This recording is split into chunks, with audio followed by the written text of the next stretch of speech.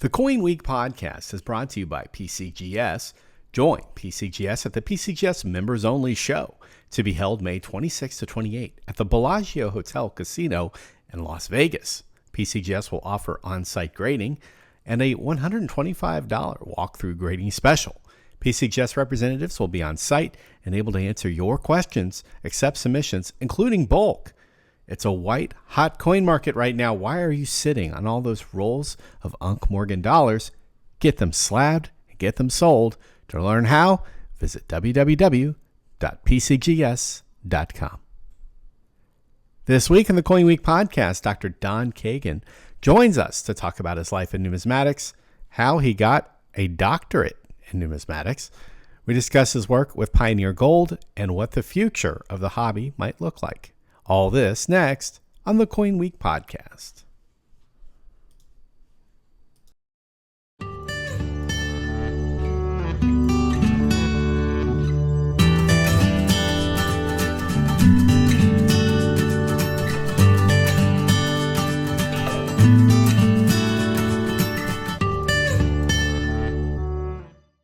One of the things we need really challenging is that my generation of coin collector have some resistance or just no understanding of the new technology, and we're afraid of using it. Either issues come up like privacy, who's going to be looking at this, to know who that I collect coins or something. Issues of I just don't want to deal with the technology. I like going face to face and going to coin shows. And as a result of that, people who would have been involved in coin clubs, for instance, or have been involved very much so, are resisting using virtual technology when we actually, this is going to be an adjunct to the physical. When we get back into physically meeting again, we're going to want to incorporate this technology so that coin clubs will no longer know any kind of geographical limitations. Not only that, how about young people getting involved? You won't have to even have a driver's license to get involved in a coin club. You don't have to today. You can join a coin club and be there and present and be part of the camaraderie, the show and tell, the auction, the presentation, without having to drive there or have your parents drive you there and back. And of course, it is the young people who are used to this technology. How do we get to the old people and walk them through it? How do we let the young people know about this technology? Sorry, you didn't ask a question. But Right. Well, anyway, let me just get this conversation started. I'll continue it with what you're talking about. Ladies and gentlemen, this is a Don Kagin, scion of Art Kagin, a family that's been involved in numismatics for almost a century at this point. And Don is a very knowledgeable guy, one of the few American numismatists with a PhD, probably the first one in America, who is a practicing professional numismatist with a PhD. It's funny to me what you were bringing up in our sort of cold open, talking about bringing people online and these relationships. I felt like in some respects that I had a sort of a quasi relationship with you before I even met you, because I had your book, your Pioneer Gold book, which was a standard reference for the time. It was published, it was probably about 10 or so years old when I got my first copy of it. And at the same time, I grew up reading Dave Bauer's books. My grandmother bought me more Norman Stack's U.S. type coin book that was put out in the 70s. And I had my relationship with numismatics through some of these institutional figures were born through literature. I didn't have the good fortune of growing up like you did, probably sitting around the kitchen table putting auction catalogs together with your dad and your uncle. But literally doing this. But so we come into this community as many collectors do, without the benefit of that interpersonal contact that I only have, and Chris has, because we become professional writers and then we cover the industry and we go to the coin shows. I mean, you're a road dog. You go to quite a few coin shows, probably more than I do. And And so now we were developing this personality and this relationship, but because of computing technology and the ability to talk to each other in a virtual setting, I mean, we're in Virginia and Boston, and you're near Massachusetts, and you're in California, and now I have Scott trying to reach me from Florida. Let me turn that off. Hold on. It's one of these things where we have the opportunity to have different types of relationships that we couldn't have had unless we had the time and the resources to travel around the country to see each other. And the numismatic hobby, if anything, has proven in this time of the COVID pandemic that, this is the most bustling, hoppinest coin market we've probably had in 20 years. And it's been born not from coin conventions. It's been born because we have built an infrastructure to be able to trade coins online. And there are people at home who want to get out and do things, but they can't, so they're buying a lot of coins. And I hope it's not mutually exclusive in the future when we open up again. But you're absolutely right. This industry has turned a lemon of a pandemic into a lemonade of amazing possibilities of getting together and virtually of bringing new people into the industry, of alerting them of a lot of information, technology, and possibilities. And we know now that we can have coin shows, trade shows, and we can have virtual learning to go along with those coin shows, as well as hopefully soon being able to meet face to face. So the possibilities are we're just trying to still figure out how many potential possibilities there are. We talked earlier, or I talked earlier about the coin clubs. Another possibility now is, there's still a lot of presentations being made at coin clubs, but there's also coin clubs that don't have the people involved that time and again come up with presentations. But now with the Zooming, with the technology, YouTubing, being able to record some of these presentations, something managed by the ANA, perhaps, where you can go to money.org, the ANA, and look at 40 different themes of numismatics and 100 or 200 different presentations that have been given, or people who are willing to give one live. You can pick. Coin clubs no longer have to be wondering if they're going to have a presentation down the road. They can pick and choose and get a lot of these already in the can, or volunteers to make their presentations for them, and don't have to be members of the coin club. So that's another result of this technology, and we need to embrace it. We need to manage it, and we need to inform and communicate to the hobby world, not just numismatics, but the whole collectible world, that this is available. Right. Well, speaking of the technology, we're enjoying it right now, having this conversation. I think Chris and I were talking before we had the opportunity to get you on some things that we wanted to discuss, some numismatic things actually. If people want to tune into the podcast and learn a little bit about coins and paper money. So I'm going to let Chris ask a few questions. I got a few for you myself, and I think this can be a very interesting off-the-cuff discussion about topics that are very near and dear to you, and I think our audience will definitely enjoy the next 30 or so minutes as we go deep into coins. Yeah, I'm glad that we opened this episode talking about communication technology, because I actually had a couple of questions for you. Dr. Kagin, I guess, about your path through numismatics and whether you think there's kind of a comparable path today. Charles mentioned earlier in our discussion that you had earned Northwestern's first bachelor's degree in numismatics, which incidentally is a degree I wish I had earned. Had I known that there were numismatic bachelor's degrees in numismatics, I might have sought one out. I majored in history, which is sort of a related field, but nonetheless, a bachelor's program in numismatics must have been incredibly enjoyable. So In your experience, are there many university programs for aspiring numismatists? And did you find charting that particular academic course difficult?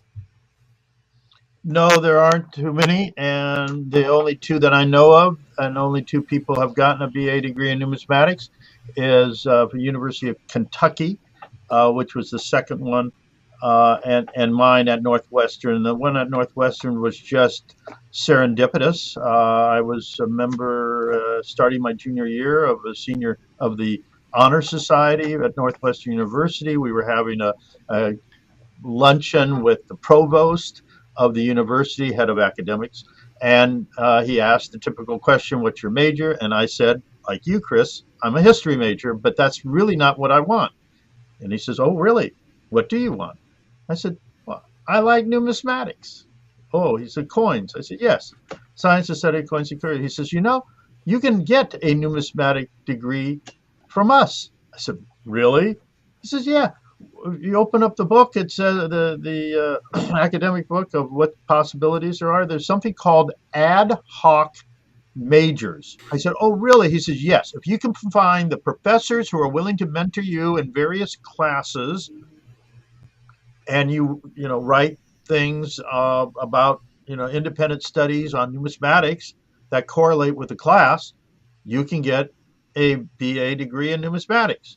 So I went on and I did. That's exactly what I did. I convinced I obviously did the normal work for a class, and I added on, give you an example, for my Spanish class, I wrote an article using Spanish resources about the first emperor of Mexico, Iturbide, and his coinage. Or in a class of probability and statistics, I talked about the very divisive political campaign of William's Jenny Bryan, where you could literally draw a line in the map and at one straight line and separate the countries. And that has so many similarities to today, how divisive they were. And William Jenny Bryan ran 4 times to be the nominee, and of course he lost the couple of times he did run for president. But he had a series of coins that you may know of that were used as promotional pieces for his 16-to-1 silver to gold. So I use that opportunity to create my own BA degree in numismatics. That's a matter of circumstances. No university that I know of today advertises or offers a numismatic degree. It's something that you need to create.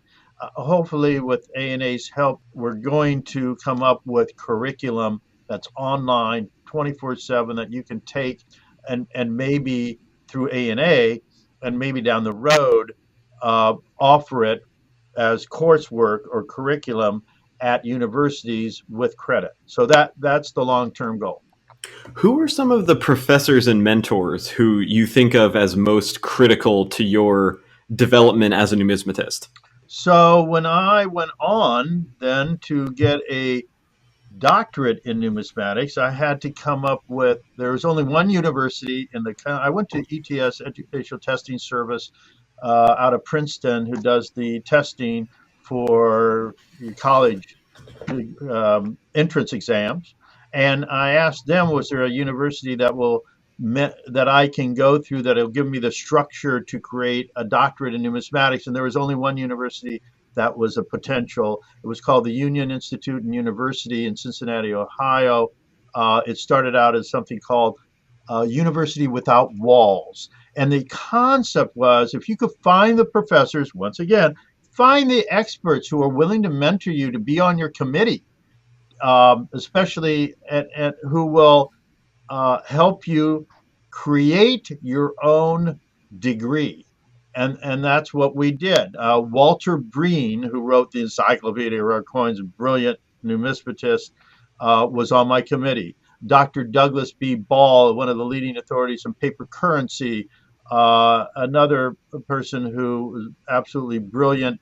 His father was Undersecretary of State, Ambassador to the UN, Mr. Ball. And I went and moved to New York so I could study with him about paper money and numismatics and paper money. I took courses at the grading A&A grading service. I took courses on detection, counterfeit, and metallurgy, and besides history, and of course wrote my doctoral dissertation on coins of the gold rush, private gold coins. So yeah, again, it's being proactive, finding the professors who were willing to teach me. Another one was Henry Clifford, one of the foremost authorities and collectors in pioneer gold, which was my major. And later, interesting enough, I became a member of the alumni board for that university, which still exists today.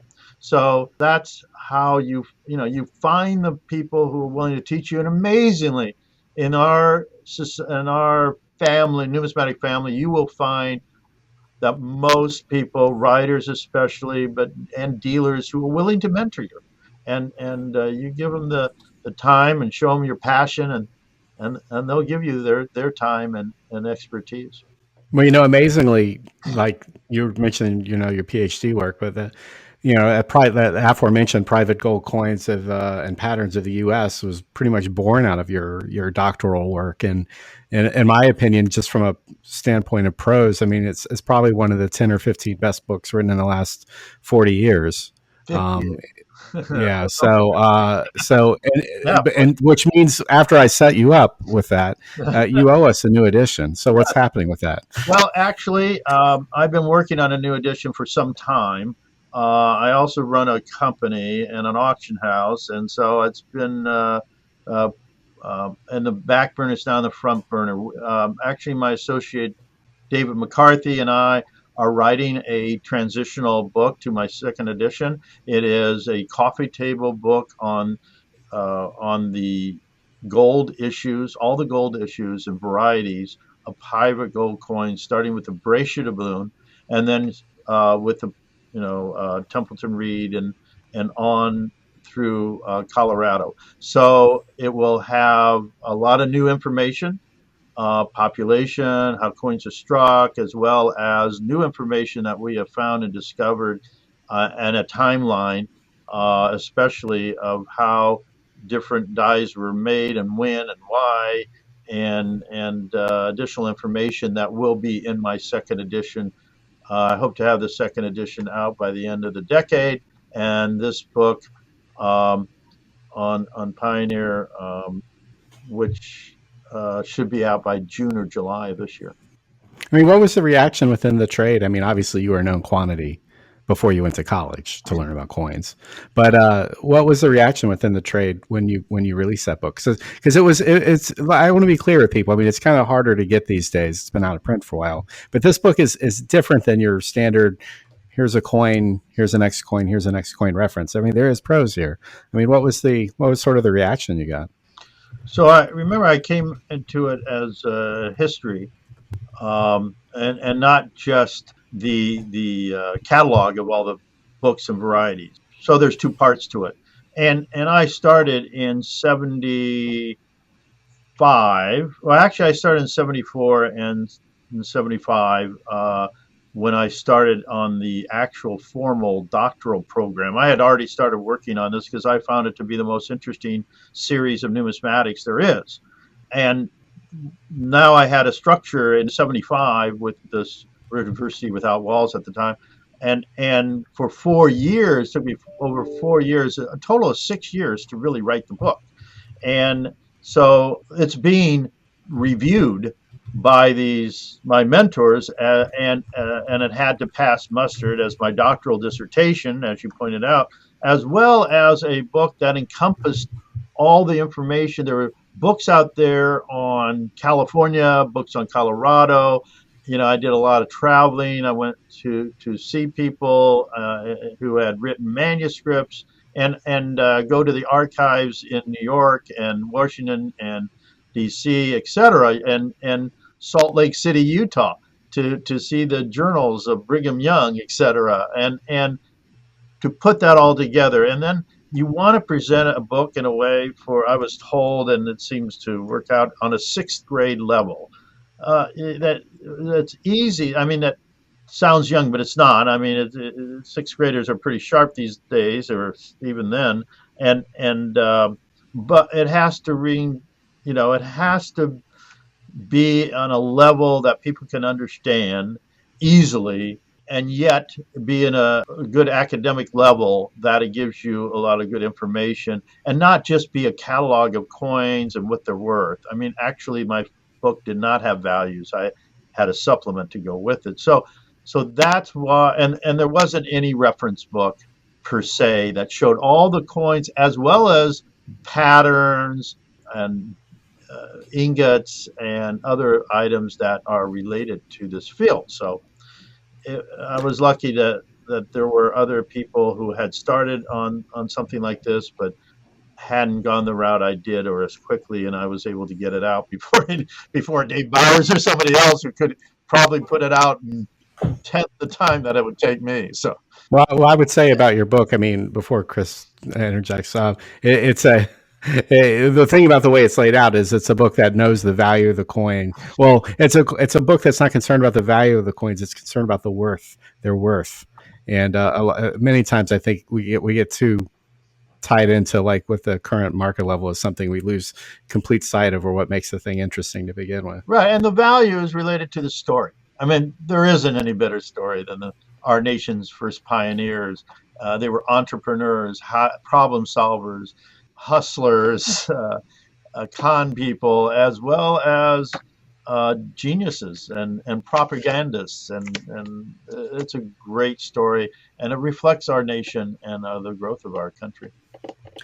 So, but you're saying that segues really nicely into one of my questions. The gold rush era has taken on kind of a mythic quality, and such historical myths sometimes will ascribe attitudes to participants or describe sort of apocryphal stories. And once those stories start circulating, though they might capture the feeling that a certain audience might have about an era, those stories, the apocryphal stories, can fail to describe the event or the era accurately, and can sometimes muddy the waters and not help people understand the significance of the era.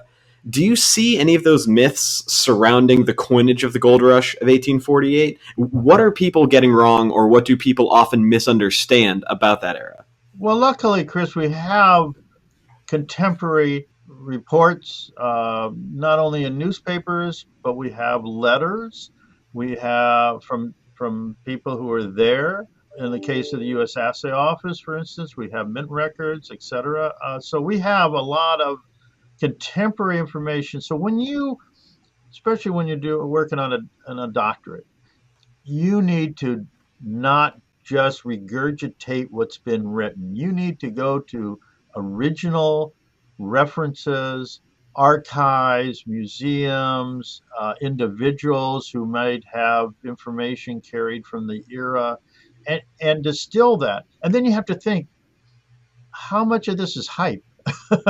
or how, and how much of it is real, and is there corroborating evidence? So it's standard when you're working on something of a high academic level that you have to be very critical and take a jaundiced eye to it first, and then distill it and put it, again, communicate it in a way that people won't fall asleep when they read it. Well, how do you balance that? How do you strike a balance between accessibility and academic rigor? Did you find that difficult to write, like as you put it earlier, to write at a sixth grade level, or to write such that someone reading at a sixth grade level would be able to understand it? Did you find striking that balance difficult with the level of academic rigor that you were just talking about? Actually, I misspoke. It's eighth grade level. Eighth grade level. Eighth grade level. Okay, sure. I was one of those literal, grammatically an educated dummy when I got my BA degree. I really didn't know how to write well, and I had to learn. I was slammed a few times with some of the first things that I wrote even after college. Many of those papers from my undergraduate work ended up in the Numismatics and other journals. To get to that rigor, you really had to know how to write and communicate, and I had to learn. because I didn't take necessarily courses in college to do that, undergraduate. So yeah, you have to balance that with being able to communicate too. And I knew the level of typical people at a coin show or at a coin club. I mean, not all of them are postgraduate, have done postgraduate work.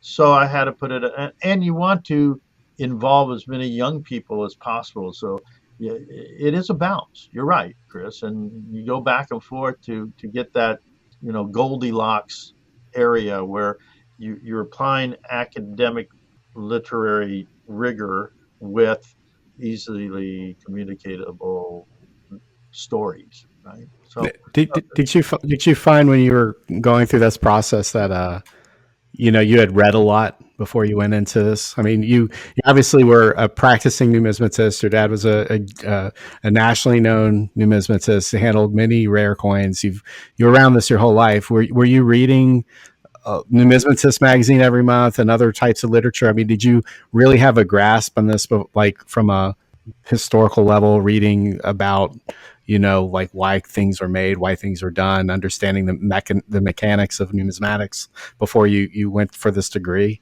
Or were you surprised at how much more you actually needed to learn to go from a professional numismatist to a PhD numismatist? good question. But remember that I was born into this industry. I doubt if I would have been a coin collector if my father hadn't been in the industry. So I come at it a little bit differently than some others. I like to say that I became a numismatist in spite of my father. He certainly wanted me to be a coin dealer. He wanted me to adopt his passion. I had to. I might have been an attorney. I didn't get into Harvard Law School, so I thought, gee, if I can't get in the best law school, maybe I'll go numismatic route and see what that's like on a higher level than a BA. I want to do what I wanted to, not what my father wanted me to do. So I came at it from the stories, not the minutiae. There are so many more brilliant numismatists than me. They can run circles like David McCarthy, my associate, who you know. And as it helps to have a photographic memory, as so many coin dealers, professionals do, and collectors. So I have to work at it. So I had to come at it that I find it interesting. I love the story. I like the beginnings, and I'm always asking questions. So I knew that I don't know a lot. If you know what you don't know, that really helps. So I came at it that I don't know much, and I had to learn. And so, yeah, I had to read a lot. I had to look at a lot of what we call microfiche. You might not even know what that word means. You go to libraries, and back in the day, and you go through newspapers, contemporary newspapers from the mid 19th century, and you're looking at a lot of stuff. You don't have the computers and access that you had before. You had, like I said, I had to move to New York. I had to, do a lot of research and in Washington D.C. and elsewhere. So yeah, you got to do you got to do the work, man, and you got to be ready for a lot of disappointments too. Just when you write something and you think it's great, well, the first time out, you're probably not. Your path in numismatics is very familiar to me. It's that you're describing my last 3 years fairly well. So that resonates pretty powerfully with me. Gotta embrace the mediocrity. That's the way forward. I don't want to embrace mediocrity, but I don't take anything for granted either. So. Well, Don, one of the things that I think would be interesting to talk about with you relates to just that feeling you had when you go from being in an industry where your dad was the big figure. Like what how did you feel when that transition happened, when it went from the Art Kagin Show to the Don Kagin Show? I mean, did you find that you came from a generation of some of the most brilliant coin dealers that we've had in this industry. Did you find a lot of camaraderie, a lot of people like on that sort of that generation of young Turks ready to do things in a new way, or was it like, how am I going to do this? Certainly, my father probably forgot more than I'll ever know. And I mean, he was a consummate numismatist, and since he was churning out auction catalogs from 1940 to 1980 through the 1980s, he knew what the market was. He remembered. He had a great memory for numismatics. I don't have any of that. I'm still Art Kagin's son in the minds of some my contemporaries or people that are still older than me, getting fewer and fewer. But I guess I established myself as actually when my book came out. I wasn't my father's son anymore. I haven't consciously thought about when I became Don Kagin and not Art Kagin's son, but clearly it was a leg up because I was Art Kagin's son. And, I guess I had my fair amount of resentment and challenges, as well as access to other great numismatists because of my father. I'll tell you this, it's kind of cool that when I travel around the world, and my last major trip was to Egypt, by having a doctorate in numismatics and a history and a decent bio and CV, I get to go into the museums. I get private tours. I get to see their numismatic material. I got to go into the Kremlin and see their numismatics in St. Peter's at the Hermitage, and in China to their numismatic holdings in Beijing and Shanghai. I mean, that's kind of cool. But I also take with me my books and the Library of Alexandria, which at one time was the greatest library in the world, now has a copy of my book on Pioneer Gold. Well, it can't be a great library without it, right? Well, I told them that, and they're trying to recreate the old greatest library in the world there. They have a fabulous, fabulous building. Well, I'm not surprised to hear some of your sort of conflicted kind of opinions about, coming into your own.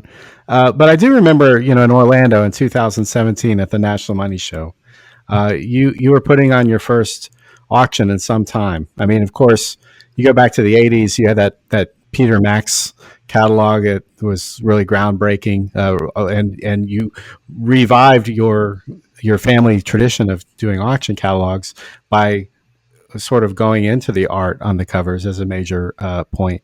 But you were a very emotional person that night. Sort of, I think you probably had a whole swell of emotions thinking back to what the auction business had meant to your family. And so you must have taken with you some sort of sense that you were carrying on a family legacy, that this may be Don Kagin and Kagin's doing this auction, but this was about more than just you at that moment. That's a sense I got by being in that room.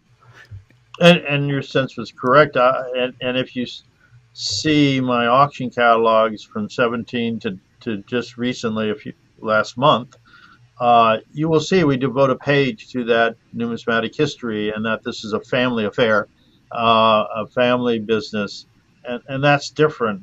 We're not like the firms that have thousands and thousands of lots and hundreds of employees. We got about 11 all together doing the work.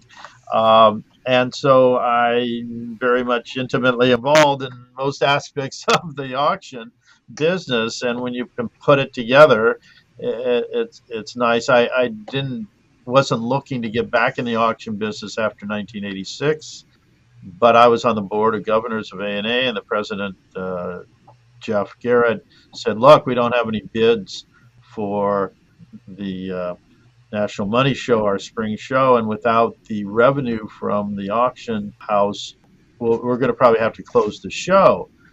And he suggested I get back in the auction business after 20-some years, and I said, no way. But we happened to serendipitously have a couple $1 million collection of Pioneer Gold that I had, and I was going to come out with a price list, and I said, this can be a win-win for everybody.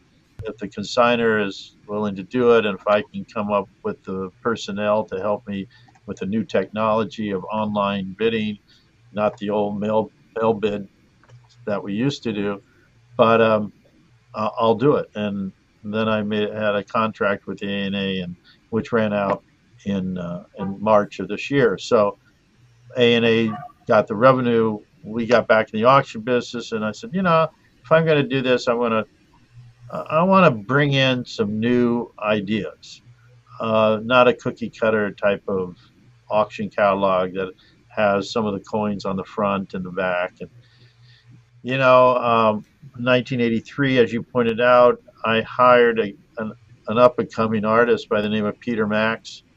Actually, he had done some very worthwhile things. He had just lost a lot of money because his manager absconded with a lot of money. He had gone to Japan. He was just coming back and reinventing his career. And I knew somebody who knew somebody, and I said, let's merge art with numismatics, because it is a form of art. It just hasn't been promoted. And I hired and commissioned Peter Max to do the cover of my catalog. I told him, Lady Liberty is a theme on so many coins. Why don't you do her? And he did. We made these lithographs, one of which was just appeared on pawn shops, and that was such a hit that Peter was in his 80s when we went back into the business in 2017. So he wasn't into doing that sort of thing. So I said, with the money I would have paid Peter, why don't I put out pay a big amount of money, typically a large amount, like $5,000, just as a international contest for creating original work of art for the cover of my catalog.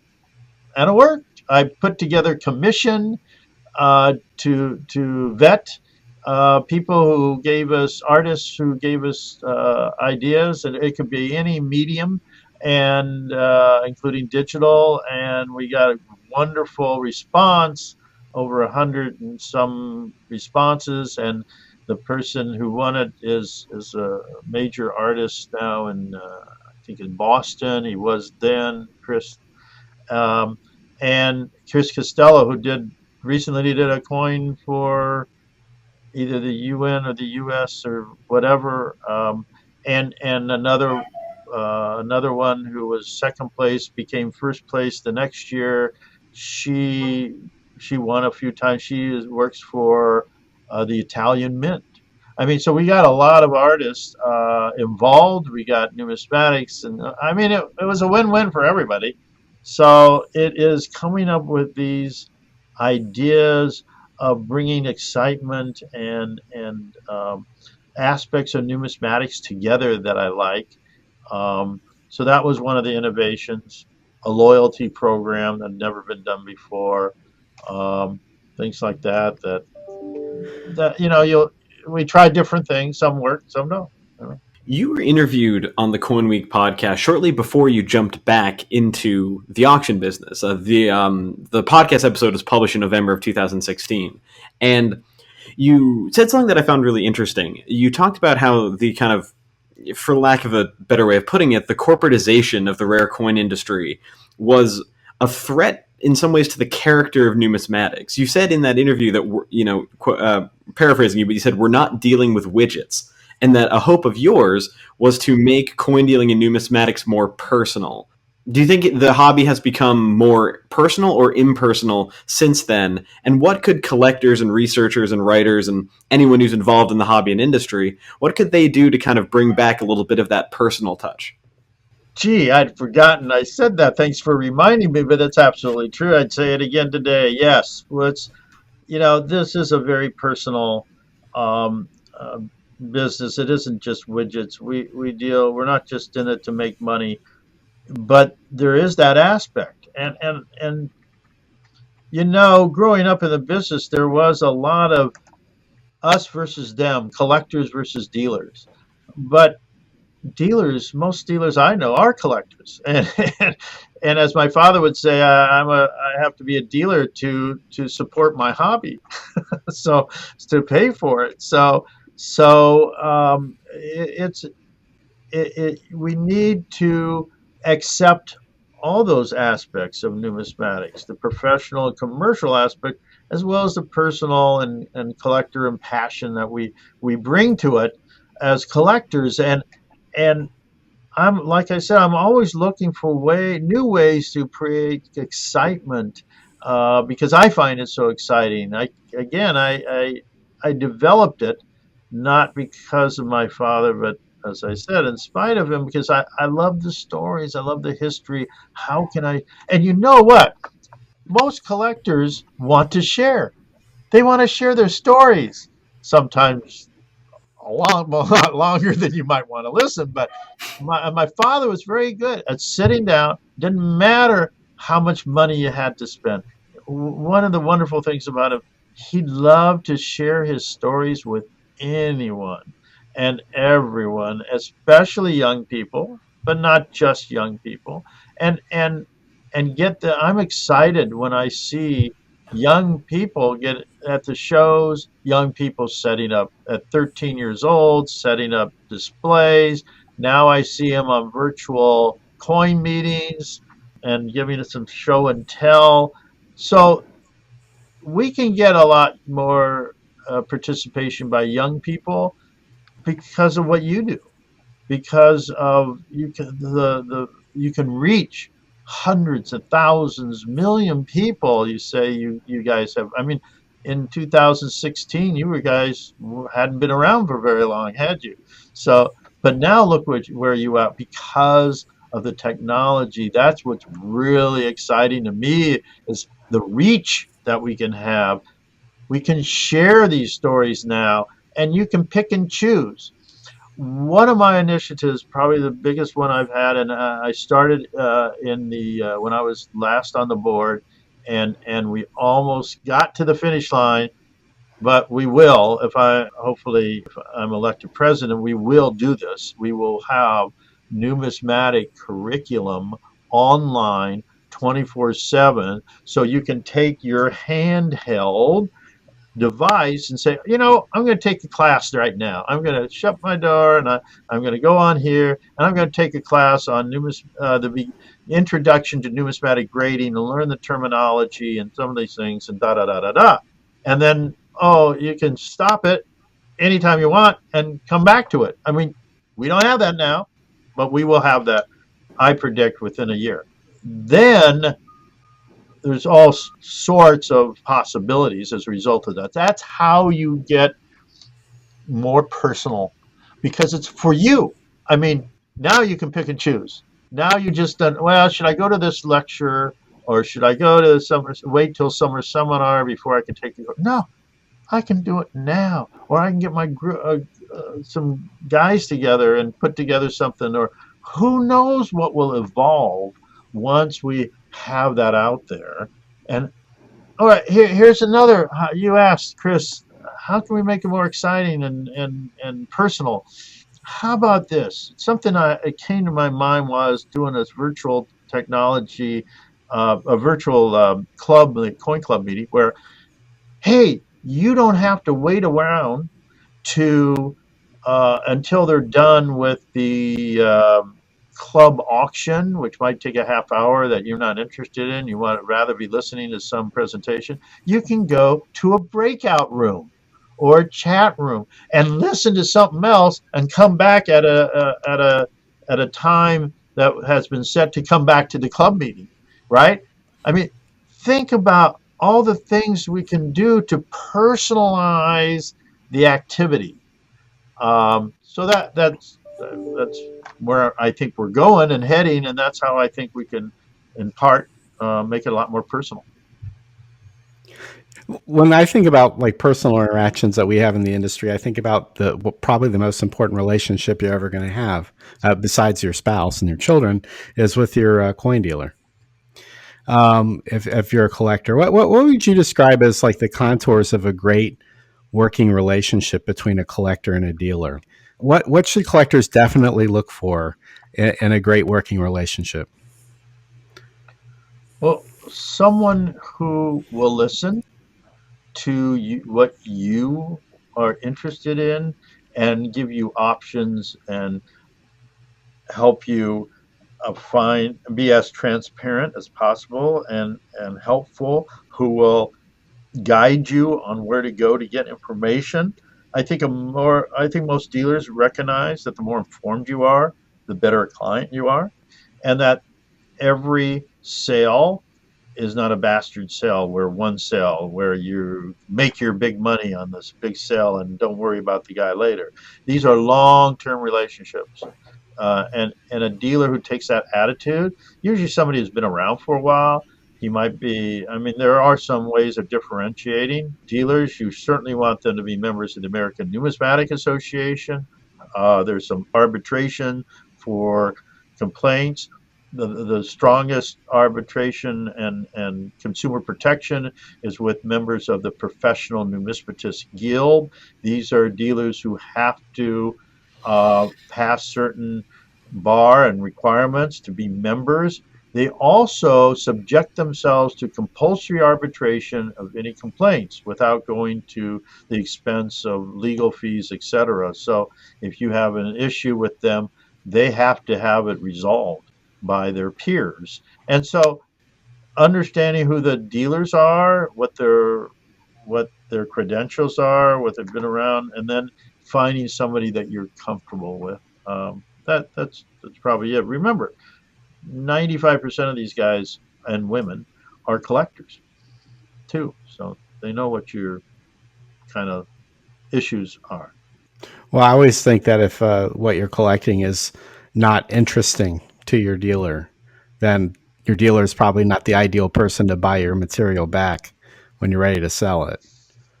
So I think in some respects that having some sort of interest in the area in which you're collecting is probably also an essential element, wouldn't you say? That's helpful. I have clients that are looking for things that I don't necessarily specialize in, but I have relationships with other dealers who do.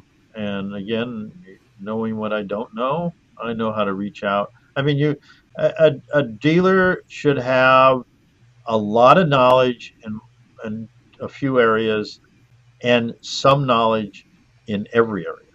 So that's an educated dealer. That's somebody who can help you, even if they're not an expert in a certain area. And yes, if you have the opportunity you only want to deal in pioneer coins, I could probably steer you to somebody who's an expert in that.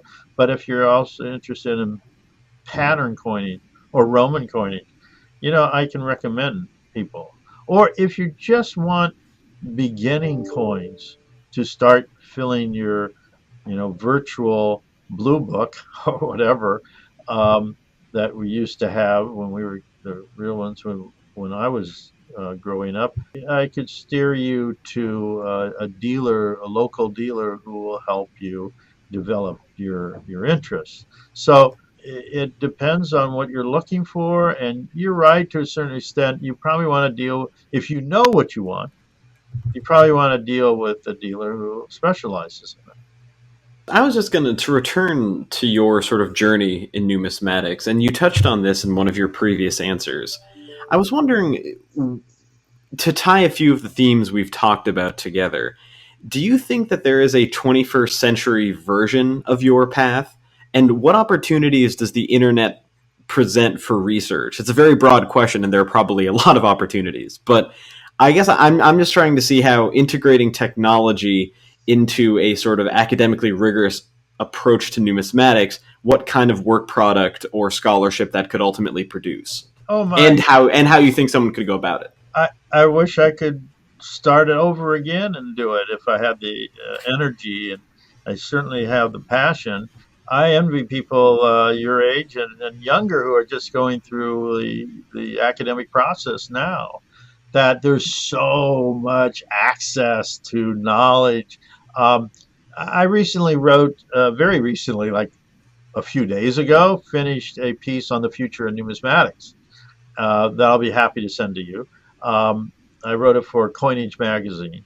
And it talks about we're going to have access. I mean, you can, you have QR code on slabs now, coins that you can just go to and find out information about the coin you're holding. I mean, that's cool. That you'll see more of that. I mean, it's still fragmented to a certain extent, the information here and there, but the auction houses and their archives, the grading houses and their archives, and the population reports and guarantees of authenticity and the fungibility of semi-numismatic coins, and because they're graded. I remember David Hall, who came up with co-founder of PCGS, saying, we're going to answer the problem of grading. I mean, that, and therefore valuing coins, and how, and we had many discussions about not only that, but the language of numismatics, of codifying the language, and what is a pattern, what's a presentation piece, what's this and that, etc. And that's getting more refined. Grading's more refined. Information is much more access to information now, so that when you can so much more quickly, and I alluded to this before, get the information from sources. I mean, you have things like the Newman portal, where you have your podcasts. I mean, you have places you can go. The digitation of libraries and soon museums. You take a virtual tour of museums. I want to see that worldwide, so that, hey, I could do an article about this, and I can hear the resources at my fingertips. Something new to say about numismatics. For decades we've said it's history in your hands. So now it's going to be, or it is, to a certain extent now, but it will be history in your hands and at your fingertips. So you'll have access to far more information about coins that you hold in the future than ever before. Well, Don, I wish you the best of luck in your bid. And thank you for coming on the podcast to talk with us. Hey, my pleasure. Thanks for letting me expound about my favorite subject. All right. Well, we'll take care, Don. Thank you. Take care. Bye-bye.